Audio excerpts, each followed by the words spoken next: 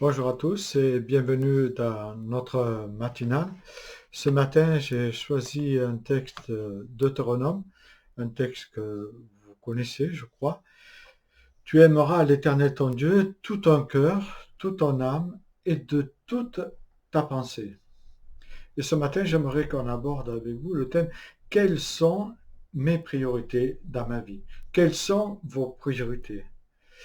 Si nous avons un véhicule et si nous conduisons, nous sommes censés connaître le codeur, ou en tout cas, il vaudrait mieux pour ne pas faire de carnage. Dans celui-ci figurent divers panneaux de signalisation que nous devons apprendre afin d'être aptes à rouler sur la route. Il était important de les connaître afin d'éviter des erreurs de conduite qui pourraient nous coûter cher à nous, mais aussi à nos contemporains. En principe, dans les ronds-points, toutes les priorités sont à gauche, sauf à Bonne-Marsan, en tout cas à ma connaissance, hein, où il y a deux ronds-points où il existe des priorités à droite. Et c'est assez surprenant, je dois dire que pour moi, ça m'a beaucoup surpris au début. Aujourd'hui, je m'y fais. Mais dans notre vie chrétienne, il est primordial d'avoir des priorités afin de pouvoir éviter les accidents de parcours spirituel. On sait tous qu'il est plus facile de descendre une pente que de la remonter. Et donc ce verset, tu aimeras le Seigneur, ton Dieu, tout ton cœur, toute ton âme et de toute ta force, nous rappelle les priorités. Ce texte nous montre que dans la vie chrétienne, il est primordial d'avoir et de placer les bonnes priorités en mettant Dieu en premier afin d'avoir une vie spirituelle équilibrée. Je pense que chacun de nous, nous savons mettre les priorités là où nous croyons qu'elles sont le plus importantes. Pourtant, cela peut être, pour certains, pardon, cela peut être le sport, comme pour d'autres, les sorties, les occupations, etc. Le Seigneur ne nous interdit pas ces choses-là, mais nous invite à mettre en place les bonnes priorités dans notre vie, justement pour notre équilibre spirituel. Cela nous ramène un peu quand on regarde la création et son ordre. Dieu a établi dans l'univers des lois physiques comme la loi de la gravité, etc.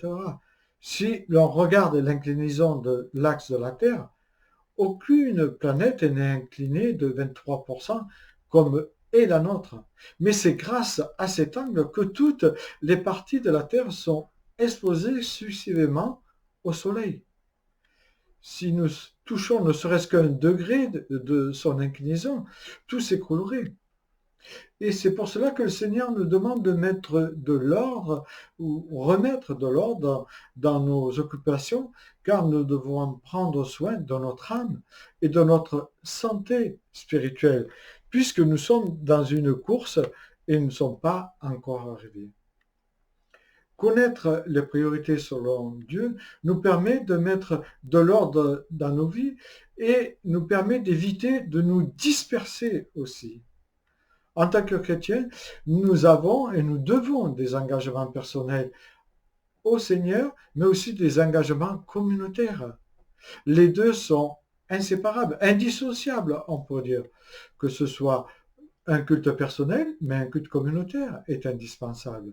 Que ce soit la prière entre dans ta chambre ou la prière communautaire est aussi indispensable dans la vie communautaire. Que ce soit la louange, elle est autant personnelle que communautaire et on peut prendre beaucoup de choses comme cela. Régulièrement, dans notre marche chrétienne, je pense qu'il est bon de se poser certaines questions, avoir un contrôle, hein, un contrôle sain, s'examiner pour voir où je suis, où j'en suis dans ma marche avec Dieu. Est-ce que le Seigneur a la priorité absolue dans ta vie aujourd'hui? Est-ce que tu es toujours autant engagé, motivé dans ton Église comme tu l'étais au début de ta conversion? Est-ce que tu es toujours autant motivé pour aller au culte, pour aller aux réunions?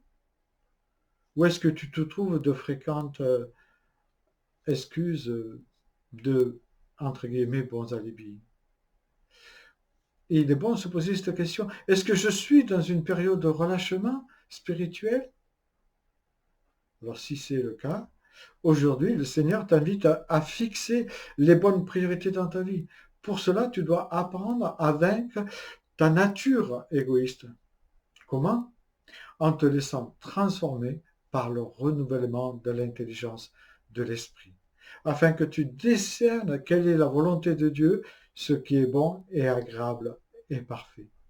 Que cette journée soit pour toi une journée où tu puisses racheter le temps en demandant au Seigneur de te remplir de son esprit. Bonne journée.